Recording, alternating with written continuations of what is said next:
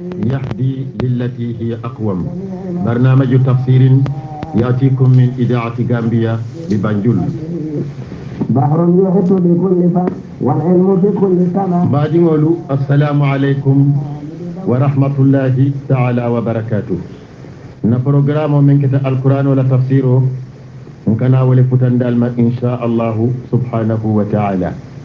ñim juman tambila na lodula alquran kono walem ayo men nin tansay anin sabanjango aya tansay anin fulanjango kata aya tansay anin sabanjango suratu hud din kirame man satalla e bankero kije فلما جاء أمرنا جعلنا عليها صافلها وأمطرنا عليها حجارة من سجيل ممدود مسومة عند ربك وما هي من الظالمين ببعيد جيل من اللودلاتنم أكتا آية سين كلين آية سين فلا كتا آية سين أني سبنيو وتهنك بفصر بدات الجيلة إن شاء الله سبحانه وتعالى من ستلا بوتا النبي مودولا كباروتو أنالا مولو من كتلوت عليه الصلاة والسلام على مولنا تكي مولتمين على سوكيرو الجوما ولا الصفا وصفا فم إكا كلمة سكونك على سوكيرو من keka nyon ke futu sani alqur'ano saunta man satalla ko wa kola nata kila roke ila madiyana kata madiyana banko kan akahum ibadingo shuaiban annabi la shuaib wa kola nata shuaib fananki ila ahli madiyana na shuaib ki madiyana dunkel kan shuaib men ibadingo le mati قال صاحبكم يا قومي نمول اعبدوا الكلمبان روكي الله من ستالله اعبدوا الله المن ستالله كلمبان على متكو كلم نماتي امام فلان وسطو امام دندنيو سطو امام مولنيو يا سطو امام مسو سطو انين من ديمو سطو فرماتي ولو امام فن ولو يا قومي اعبدوا الله ما لكم امام ترالي براي دنيا الله كرا من إله ألول خيره من كتاتنوتي ولا تنقصوا لمن يأكل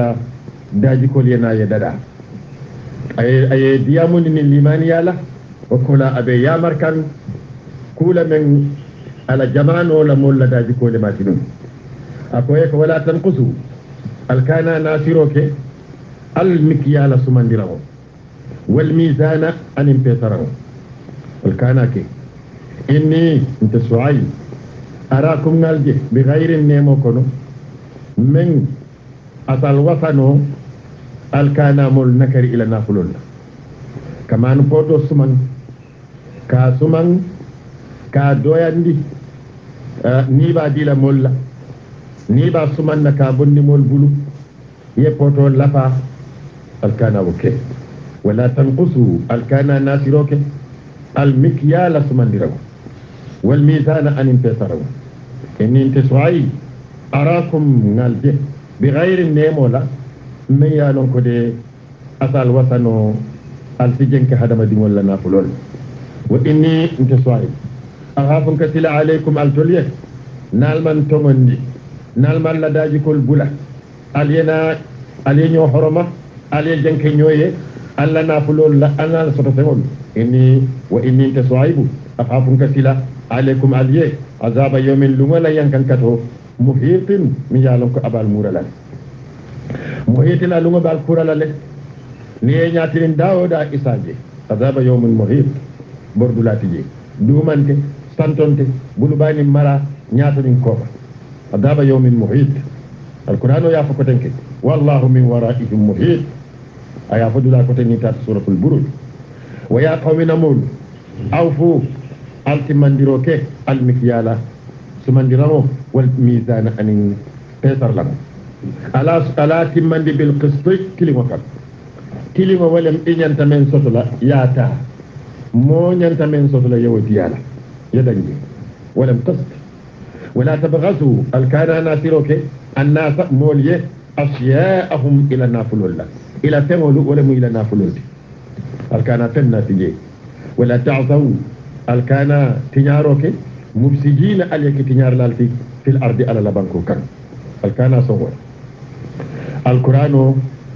يجي يامرو ناتي كاناتي كتنك من كما النبي لا صعيب لمول داجي كل ولتنو أنا من عني كدي كلا لمن توفنا أصاح كيلو تجي سكورك مثل مؤمن به سافارولا كبيتر لمو لفا على كل يا يفيرك أي لفا ni babo da mol bulu ni babo ndila yefere kaka boy juna yewa ferol be tamani hadama dingol kan ila tumandira mo yeppo to fulani min yalon ko be mulundi bari man kanyan ni babo la mol bulu yeppo tiba nati ni ba dila molla yeppo ti ndigo nati mol ya mira ko poti kili wala be gulu aya tara poti fulale be gulu annabi la saibu ye wala faala mol ye nun ko nalma bula alni alala yankankato be benna min bordulati je so ay bula kumo nyin alqur'ano ya sata kila la mantoliye nyin kaman sin hakilo tuje wailul lil mutaffifin alladhina idha iktalu ala an-nasi yastawfun wa idha kaluhum aw wazanuhum yuzirun man satallako momo be wonyama ni ba tala mol bul ika nasi ni ba dila molla ni ba tala mol bul ika lafa ni ba dila molla ika nasi ako xana amayi man danken ya soto ko alkiyama lolu mo be sila ay ke juloti akunto asa julo jom andun dala soti je to dirhamoti je dinaroti je sanoti je ko di foroti je ala alkiyama lolu wala julu jo wo mo barajo leti ye barajo men do kunun sun karo kono ala man be tankaral ye salwatol men kenum ye sadal men no bondinum ibe wol bela kala ya tala hadama dingol tema men ikela na fulol do men ken senke wala ta'thaw alkana tiyaroke mufsidina alayka tiyar lalti fil ardi barko kan baqiyatullah man satalla la harje men ka to albulu buray khairu wala fi siyada lakum altuli in kuntum mu'minin nakata liman ya multi ala la harje men abika ban kila ya funu bilal radiyallahu ta'ala anhu ngaji kitaboko ko kila nena ka ko bilal ibn rabah men ala dépasso ba tele bunum ala korda dépasso bilal wati do bidia ka bala fa kilala min kam kila ka soro ke nyamin akala harje janjan nyamin hadama dingol kan laba mo bilal la fite bulu jakela kila kay ko ala la nafulo seyndi ala la jongol kan anfiq bilal wala taghza min dhil arfi iqlal akay ko ala la nafulo bondi yaadi a jongol la kana sila man satalla mi yalo ka tele la reso marioti ko abe harje do yani lale ani harje ni ka funti kula men ko mayata ala ka jose wala nyama wala tina soaybu ko ala molye ko baqiyatullahi man satalla ala harje men ka tuburay madama hadama dingo be balwo kan khairu wala fi siyat lakum al toliye al ka hadama dingo la nafululta ken senke annu jama abika siya katu poto men be bulu ika mano sumanje ni yake poti fulala ibika nyodan bake ni nyodan bake drum adama dingol bako rasul juda wodo man dingo men ikata hadama dingol bulu abela barajo kasara la simin ila ngani jawya kamma adela fara dunya ko no jang o kammala suaybu ye mol hakilo bulandi akoy ko ala la harje men bika ban madama ibe balwo kan ake terena drum suto tili khairu wala fi siyata lakum aliye in kuntum mu'minin nalkata tamonirlandi wama anantade manke moti بحفيظ من سك كانترلاتي عليكم التوليد انتكم من فانو منك ملائكوتي منك فما فنتي فعل لينكي الكندروم انت سوايبو انتال جولا نو انتال ينكن كتلا نو هذا ما ديو دام ماري موتي جيلم هذا ما ديو لا لو دولاتي نين النبيول مولا لو دولا مو جيلتي وتو وليول بيلا لو دولا مو جيلتي لونال بيلا لو دولا نيانتكلا جيلتي hada ma dingo man nyenna simfa ngabala ala la pala sola yen asway buje akoma ana manke fenti nte manke moti bi hafizin men ka kantaroke alaikum altul hada ma dingo la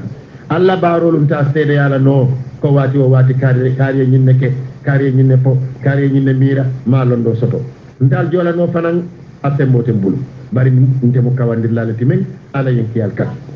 qalu ya jadi ala kumol ni nyata de bari wo nyaama iman som qalu ala mulka ko ika nyawalle ya shuaibu ita shuaibu ya tole fo shuaibu mu alfa bale finu ya don jama alfa ni ka kumandi ibika to ato jato ibika wallenka jama alfa wa alfa aye dender tol soto min yalon ko janni ka to fo ika folo ni walla bari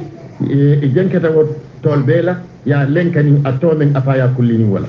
nin kama kay tadiro kala ko ntol me buña me respect ya shuaibu ite shuaibu asalawatuka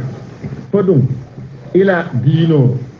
asalawatuka fo ila yin salo min yalon ko yasi yandi bakele asalawatuka fo ila du'a ta'muruka wala ke yamari an natruka ngabularoke ma fema min ya'budu abauna na alfaluka batunun umfal nyulu jalamolu aw waranta ngabularoke an naf'ala ka baroke mi fi awwalina nanafulol kono ma nasaw men biyatan toli natara ila dino le yamari wala ila yin salo men bika bang wato innaka itade la anta ite shuaibu alhalimu mole muyti mi yalon ko idaji ko be sonyarin ar-rashid mole muyti mi yalon ko ibe kuma yarin ar-rashid motili ni wala muyti e ka nyawalle e ka ko shuaibu fo ila dino men iba ko no tegi akale yamar ko ndolnam faltara ko men kan no ngatuje shuaibu ila dino le yamari wala ila dino la ke yamari fanan ko ndol nga nafulo men doku ñan lakita ko men kelaje ila dino ko kana tamani wonya woto de shuaibu ite mo wala ke mi yalon ko hinante mole muyti ila fita ko lay ko mo kurmo le muyti bari ka nyaawal e kay ko hinante mole muyti ande be sono yarinne andu mo tilim ni wala muyti ila fita ko lay ko iman tilim e kay ko mo tilim ni wala muyti wo ani na mo fin kagola ka soto jeli yekuma fo moya ayatara akoto na ya lom ya ka jafile na keta tolete asamira ko ika jamunne ka jay bari na ya lom na ya koto lom is asa lom ko ika doyale walati na jan annabi la shuaibu la mulika doya janne tuma men na hanna tara yekuma men faye man ko tolle min yalon ko nyi nyaman ko tolle shuaibu dol ko salla balimatinum suto walakin ala mulka ko as-salawatuka دوالا بالمات نمو الصلاة معناها في اللغة الدعاء ولكن إكاية الصلواتك دولك هاني على دينه نيكو على دينه نك ولا فصرو بكل بمورا لك كاتو صلو نين أبي دينه لكونو دعاء بدينه لكونو ولكن ننتول دي ما فصرو من دي لمبادي ولا ولم الصلواتك فإلى دينه تعمرك ولا بيامر لا أن نترك نقول روكي ما فهو من يعبد أكابته آباؤنا مفالنيولو أو أن نفعل ولا نقول روكي ككيرو كفنا في أموالنا أن نافل الكل ما فنا نساو أدياتني إنك إتدي لا أنت إتي شعيب الحليم مولى ميتمي يالنكو إذا جيكو بسوريارين الرشيد إبتلين قال شعيب كوي يا قومنا مولو أرأيتم الانكبار إن كنت ننكتا ننترت على بينة دليل كويو كرنو من ربي من بطن ماريو ورزقني أين حرجي منه كبو على من سياتو رزقا حرجي حسنا من بحلال ياري فدوم الله كتالي من ذكال يحرجي كندو من دينا ميانو كحلال ولم إنسان مو سوما كنتي بومن ترانيجي الله كتالي إنسان جحسي كانيامو نين حرامو لا أنين كادما ديمول لك نافلول كنت كاكفم فمتا انت وكلا وما أريد من لفي أبن كنا حموتي أن أخالفكم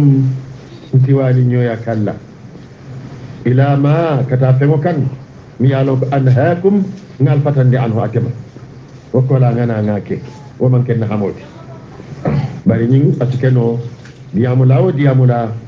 la xamoti sako kulur la momen ikato la ko kulur la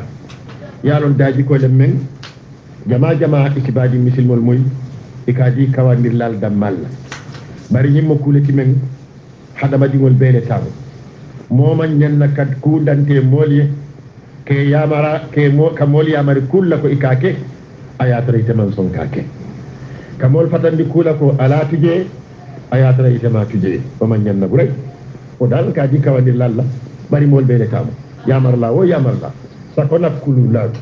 wa ma uridu aman kenna hamodi wa ma uridu man lati an ukhalifukum kawali nyoya kalla ila ma kata fe mokam an haakum ka fatan kal fatan dala an huwa fe wala o ko la ngana ngake man la fi wala kal fatan di wonni naful domola o ko la ak yenden ka wonni nafulo domo in uridu man la fi illa al islaha foka ke kundiro ke doron badi yakon lafitale alla daji ko sikeku dino sikeku no badi ya sikeku no dunya balo sikeku lakira sikeku in uridu ntaman lafi illa al islaha foke kundirode dadaro doronde wonati nan ka diyamu bari fe ko tante nsa ke nak mastata'tun sembo dawala ngamen no wama tawfiqi na to bindiro man tarakeri anin na sembo o ko wala illa billahi fa ala man sembo soto kal kawandi fani ala yemma koy de man sembo soto ka tiling fani ala yemma koy sakona kal tilindi kana ni ala yemma koy in uridu illa al islah mastata'tu wama tawfiqi illa billah alayhi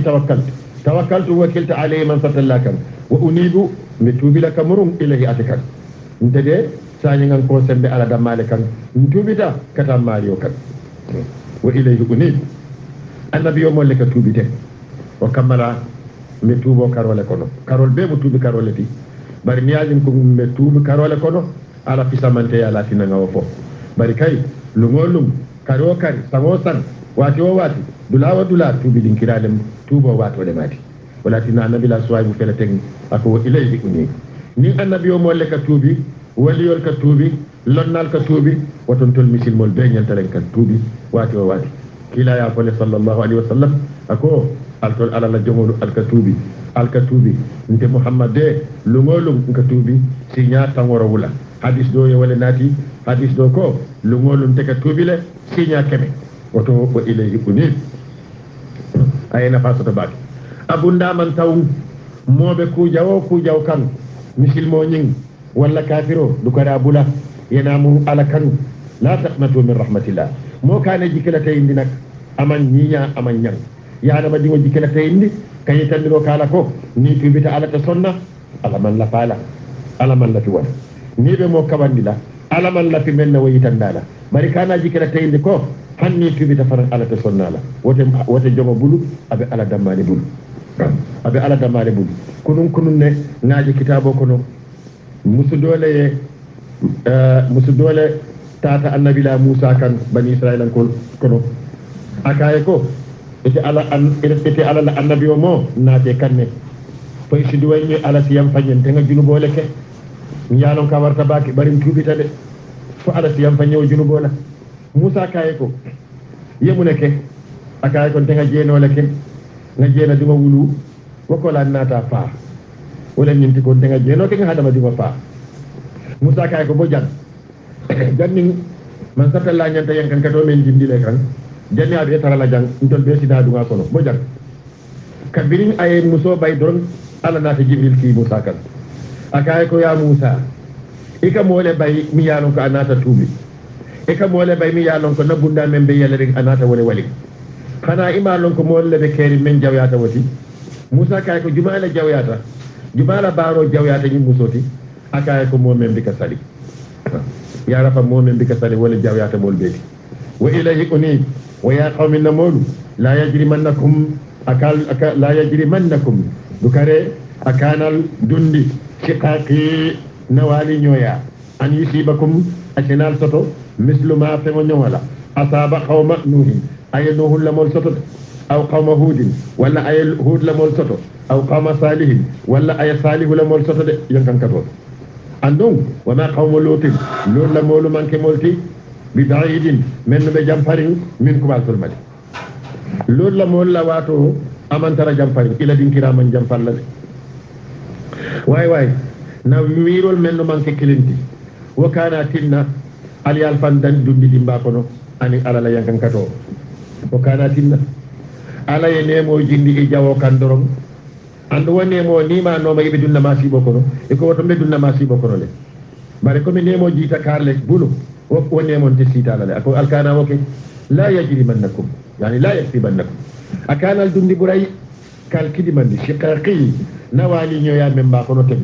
an yusibakum atal toto mithlu ma feŋoño wala asaba qawma nuhin aye nuhu lamol toto aw qawma hudin walla hud lamodu aw qawma salihin walla salihu lamodu ibe halakita wama qawmu lutin lut lamol manke molti bi baidi men be jam fari min kumal tollade wato min dinkira be واستغفروا ربكم الجنوب كفروا يني الماري ولا ثم وكلا توبوا التوبي إليه كتاتكن التوبي إن ربي ماريو رحيم النعمة من صلم لمن يعمل ودود كانون تيرم فلان من تتلا كنعمة لمن يعمل أنه يكن لدي كيلاكو الإسلام يجب ما قبله ni tubita idum ta misil me yakono yekol men baranu ala ya be kuntu de ye bara jawol men kenum ala ya be kunta ye sani andi lew inna rabbi rahimun wadud qalu ikayeko ya shuaib ida shuaib ma nafqaw ndel bika faamuro ke kasiran jama mimma taqulu ka men fo yalo mem koti mem jakaloti wala itala nyin kawando be abika dum sonna mol ko ndika moy ma nafqaw kasiran mimma taqul wa inna antalde la naraka ngeje fina kono fina na society kono daifan ikatamo lampuy moti ikatamo timi yalo ko mo doyari wala muyti iman ke fenti na fulote bulu mo jamaate bulu iman ke fenti wa inna la naraka fina daifan wa kam malaika men fo abika dum moltu lol kono wala la rahtuka na manke ila kabilotinum la rajamnaka dennum be bunna berola foye faade kafite manke mo kumayari moti bari ila kabilo malta ila kabilo wama anta ite manke moti bi azizin men keda buña moti alayna tol kande iti wallonde na taranu ila kabilonte dennum be bunna berola foye faade katum tol me tambindi wala qala sahibuko ya qawmi namolu arahtiya fodunna kabilo namolu a'assu walla buñata alaykum al tolfe katambi min allah alala aliyen kabilo le buña katambi alala aliye na faro bula na kabilo kamma alman na faro tuje man satalla kamma wataghastumuhu aliye alamuta wara'akum wataghastumuhu aliye alamuta wara'akum alkoma zahriyan akata fayri fet alkomol inna rabbi mayo muhitun man solen men abe murumurun bima ta'maluna alkaftama fen barak wa ya qawmi namulu i'malu albaroke على مكانتكم ألك الحال بنيامين التنتين ونعمة رب أكل سيلان دي أما التي يتنتين إلى بارا جوال كان بري على سوكيلا واتدو بجاك بنكو نمو يدولا من فاسيرا ما دام وسيرو باجاتو كنو نيكا ديامون دي أبكا صنكي لمو ويا قوم نمول اعملوا الباروك على مكانتكم الله الحال بنيامين إني صاحب عامل دفن بباروك لنا الحال كان ولم لمانيا سوف تعلمون بل البالون من مؤمن يأتي أبنات أبي فتلاما يأتيه أبي فتلاما عذاب ينكن كتو يزيه من سامنون دي ومن أني مؤمن هو أتدي كاذب أتلم فانيا موتي أننا بكوين له دنيا لله كربيري ألتنتين الله الحال بنيامين دروم kawandi nafulo do maken sanki do mi ngoni faniya fo ni jeno ani sirka yani jaram bato tenten jedron ndefana ngat tenten nakilimo kan ani aka sila alala ani kabatu ani ka hadama dingol be bunya al ngat tenten wonya madro al bajira al nene ba lonna yankan kato be nala jumale kan yankan kato min samari manu waman ani momen waata kadibun faniya molen jumale be faniya kan anebe koylale wartaqibu alila moy alkorasiroke alla alhalo labanya inni nte soibu raqibun mbeketa ndefaran mbekela la moy lati maakum alfede alila moy ndefana mbakanne ولما جاء كبير عفدة أمرنا نكون ولما يامروا كي حلق نجينا صعيبا نصعيب كنندي والذين أنموا المن آمنوا إتواندتا معه صعيب فيه برحمة النيمو من أن تلد يحلق نامين القرآن كنا ولا ساتا وأغذت أي متروك الذين مؤمن ظلموا يتونيروك مؤمن يموت الصيحة ورو جبريل ورتي كان عليه الصلاة والسلام atelem malaikoti men ala la jawo ka fadrom wala ba sonno mokon ko sayyidina umar ibn al-khattab radiyallahu ta'ala anhu benyamin num kila ya fayelu akay ko ite malaikol ko jibril le muy fulamoti annabi yo molu nuhul le muy fulamoti ani musa wa akhadhat ay mutaroke alladhina mulmen zalamu yatoñerote mune ye mutaaffayhatu wuro min jibril alayhi salatu wassalam saha alayhim aw saha bihim jibril fa asbahu inata laban fa asbahu inata sori jazimina ka kenyelati fi diyarihim ila kordal kono ekeje ibebe nyohirin ibebe larin banko kan ibeke ta fureti ka an akabon kitol lam yaghnaw inna man sabati fiha ila wasadil kono ala ko tonya bodan halakiro bodan bono ni madiana atarata madiana dun kelle kama ba'idat ko halakita nyamin kama ba'idat ko abono to nyamin samud kabilo annabi la sali wala mol ñu be halakita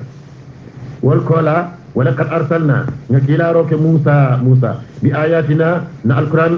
نا كابا كولا بآياتنا أنين نكابا كولا وسلطان أنين سمبو مبين ميالون كو أبي كويرين دي ندليل كويو ديالا